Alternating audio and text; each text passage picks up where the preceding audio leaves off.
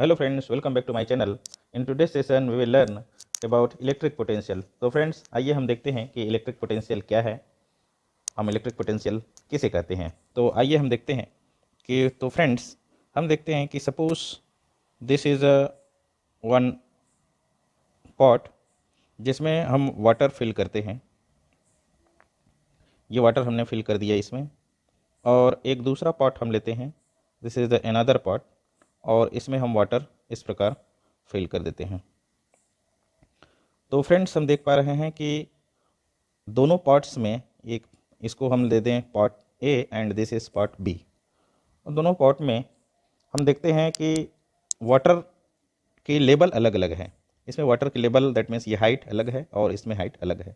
अब यदि हम इन दोनों पॉट को किसी पाइप के द्वारा हम ऐड कर देते हैं, यहाँ एक नॉब लगा देते हैं और ज्वाइन कर दिए, तो ज्वाइन करेंगे तो क्या होगा कि वाटर जो है, जो बर्तन ए है, वहाँ से बर्तन बी की ओर इस डायरेक्शन में फ्लो होगी, और तब तक फ्लो होगी जब तक दोनों पॉट में, पॉट ए और पॉट बी अर्थात बर्तन ए बर्तन बी में वाटर लेवल इक्वल ना हो जाए।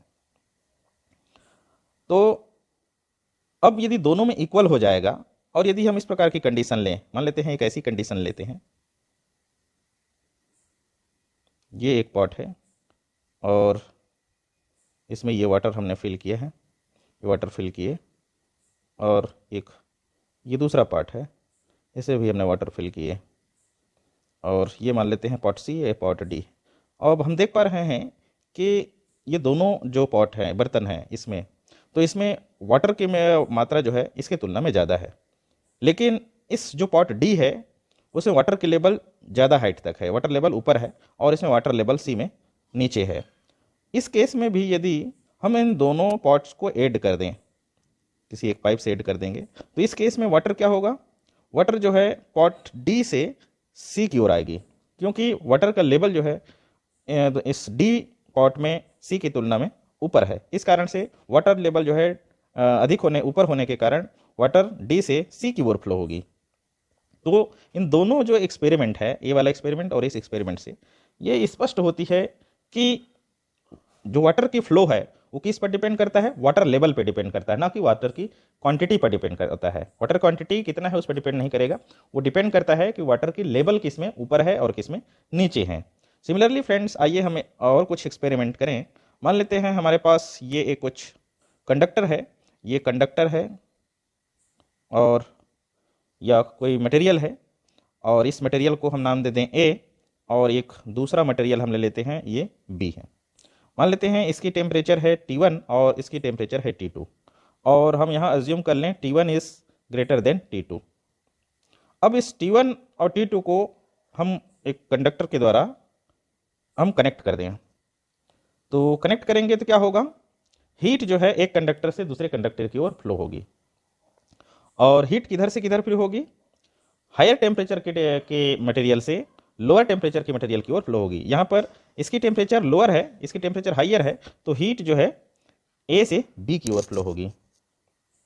तो इस एक्सपेरिमेंट के आधार पर हम ये कह सकते हैं कि यदि दो अलग अलग टेम्परेचर के जो मटेरियल हैं, सब्सटेंस हैं, उसको हम कनेक्ट करें, तो कनेक्ट करने पर हीट की जो ट्रांसफ़र है वो हायर टेम्परेचर से लोअर टेम्परेचर की ओर होती है। दैट मीन्स हीट ट्रांसफ़र की डायरेक्शन उस मटेरियल की टेम्परेचर पर डिपेंड करती है, हीट की क्वांटिटी पर डिपेंड नहीं करती। यदि हम देखें, अब ये पहले वाले एक्सपेरिमेंट में देखें, यदि इस पॉट में या इस किसी भी पॉट में हम वाटर और डालते जाएं तो क्या बढ़ेगा, वाटर की लेवल इस पॉट में या इस बर्तन में बढ़ती जाएगी। सिमिलरली इसमें भी हम वाटर डालें तो इसमें वाटर की लेवल बढ़ते जाएगी। वैसे ही यदि इस जो मटेरियल हैं, कंडक्टिंग मटेरियल हैं, इसमें यदि हम हीट डालें तो हीट डालने पर इसकी टेम्परेचर बढ़ेगी। ठीक है, अब जो टेम्परेचर है वह हीट की मात्रा पर डिपेंड नहीं करेगा, उस पर भी डिपेंड करता है। बट यदि देखें तो यदि हमारे पास इस प्रकार की कोई मटेरियल हो, मान लेते हैं ये है और ये बड़ा मटेरियल है, और इसकी टेम्परेचर है मान लो T1, इसकी टेम्परेचर है T2, तो हम यदि इसको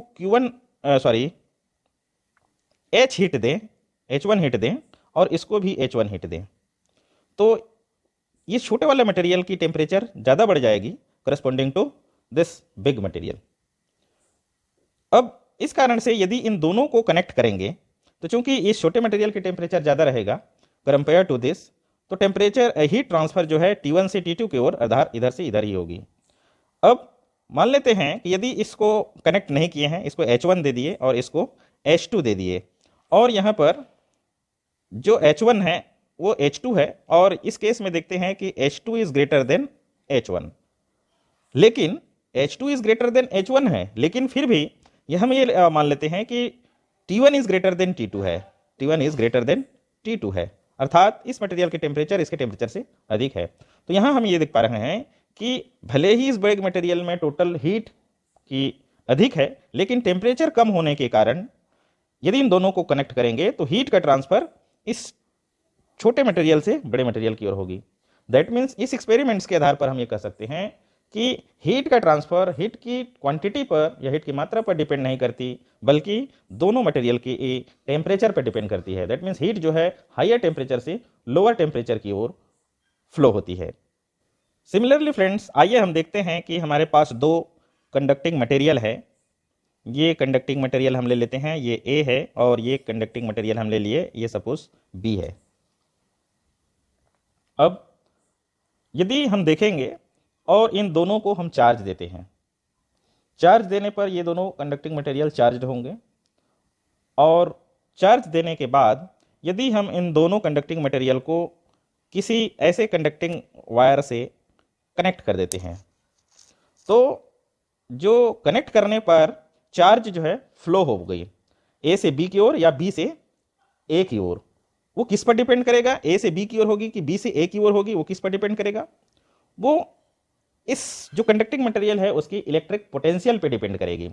यदि इसकी इलेक्ट्रिक पोटेंशियल अधिक है तो चार्ज A से B की ओर आएगी, यदि B की इलेक्ट्रिक पोटेंशियल अधिक है तो चार्ज जो है B से A की ओर फ्लो होगी। दैट मीन्स चार्ज की फ्लो की डायरेक्शन किस पर डिपेंड करेगा, इलेक्ट्रिक पोटेंशियल पे। जिस प्रकार इस एक्सपेरिमेंट में हमने देखा हीट फ्लो की डायरेक्शन टेम्परेचर पे डिपेंड करता है, इस एक्सपेरिमेंट में देखा वाटर फ्लो की डायरेक्शन वाटर लेवल पे डिपेंड करता है। ठीक इसी प्रकार जो चार्ज कंडक्टर है उसमें चार्ज फ्लो की डायरेक्शन इलेक्ट्रिक पोटेंशियल पे डिपेंड करता है।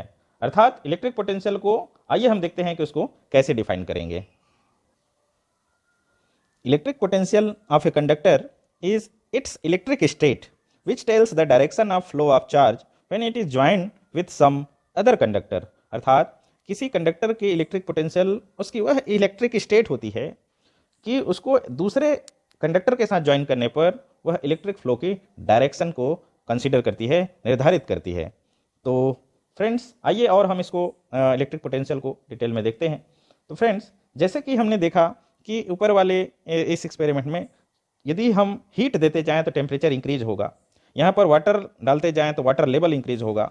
सिमिलरली यदि ये इस कंडक्टर में चार्ज देते जाएं तो इसकी इलेक्ट्रिक पोटेंशियल भी बढ़ते जाती है। लेकिन अब चार्ज दो प्रकार की होती है, पॉजिटिव चार्ज और नेगेटिव चार्ज।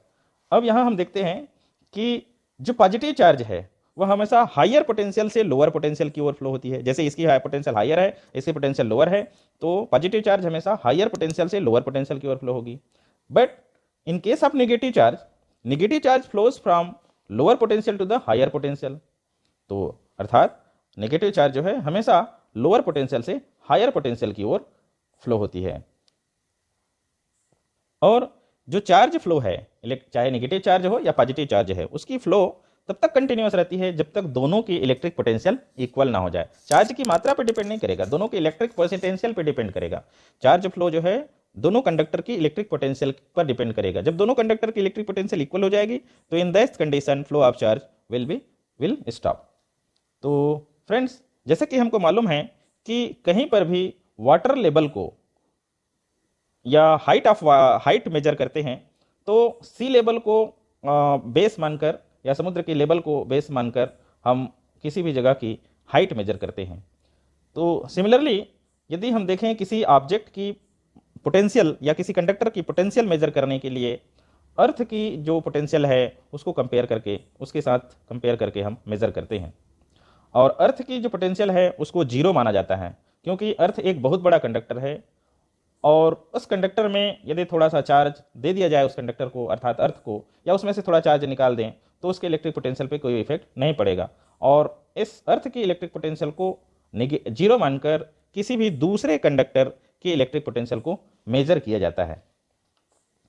तो आइए हम देखते हैं फ्रेंड्स, यदि हम देखते हैं कि यदि हमारे पास एक कंडक्टर है और उस कंडक्टर में कुछ चार्ज पहले आ गया, तो दूसरे चार्ज को उस कंडक्टर में फिर से लाने के लिए, अब इसको चार्ज कर रहे हैं तो कुछ चार्ज पहले आ जाएंगे, फिर दूसरे चार्ज को इस कंडक्टर में लाने के लिए क्या करना पड़ेगा, उस पहले वाला चार्ज उस पर फोर्स लगेगा। यदि अपोजिट चार्ज होगा तो अट्रैक्शन फोर्स लगेगा, और सिमिलर चार्ज होंगे, लाइक चार्ज होंगे तो रिपल्सन फोर्स लगेगी। तो यदि सिमिलर चार्ज हैं, दोनों चार्ज कर रहे हैं तो सिमिलर चार्ज होगी, तो जो बाद में जो चार्ज आएगा उसको इस कंडक्टर में लाने के लिए पहले से उपस्थित चार्ज के कारण लगने वाले रिपल्सन फोर्स के अपोजिशन में या उसके विरोध में वर्क करना पड़ेगा।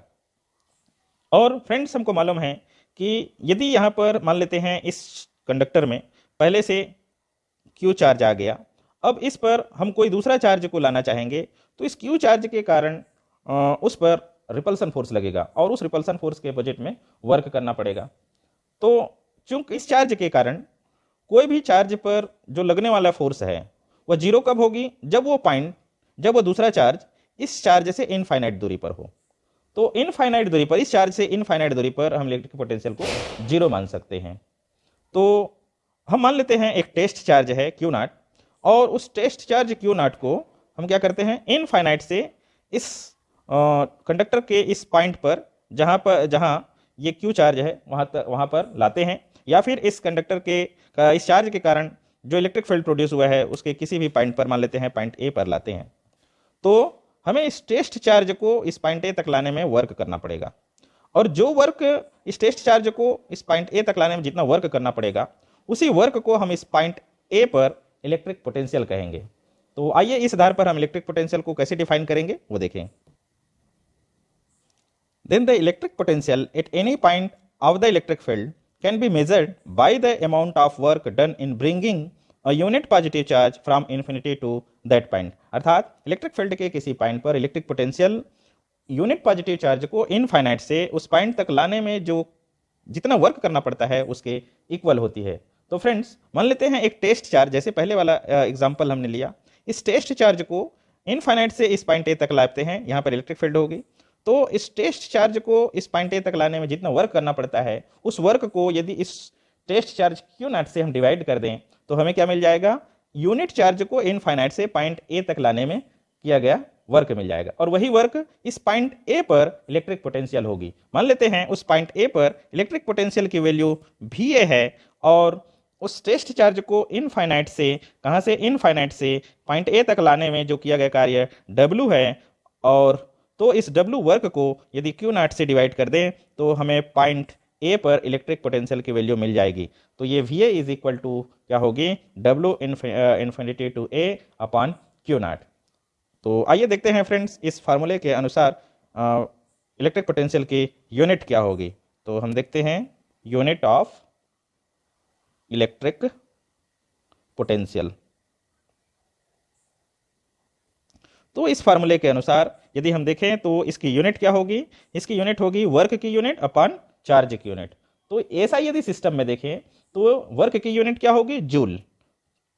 तो ये जूल अपॉन चार्ज की यूनिट, चार्ज की यूनिट ऐसा सिस्टम में देखें तो ये कुलाम।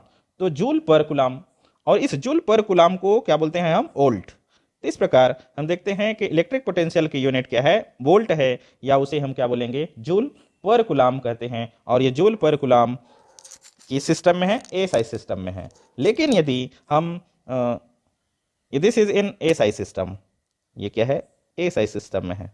लेकिन यदि हम सीजीएस सिस्टम में देखें, in case of CGS system, in case of CGS system,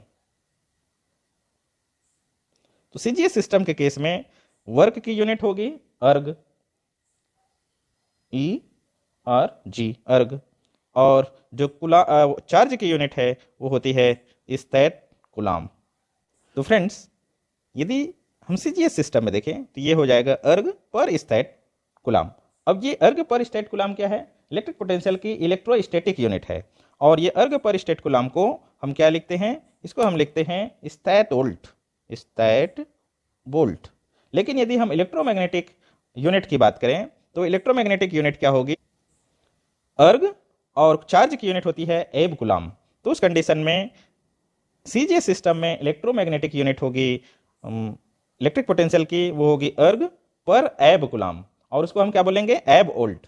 यदि एब वोल्ट, स्थायित वोल्ट और 1 वोल्ट के बीच का हम रिलेशन देखें तो ये रिलेशन इस प्रकार की होती है, 1 volt is equal to 1/300 statvolt is equal to 10 to the power of 8 ev volt. So this is the relation between the unit of electric potential in CGS and SI system. So okay friends, आज की class से बस इतना ही. If you have any doubt then please ask through comment box. Okay, thank you for watching.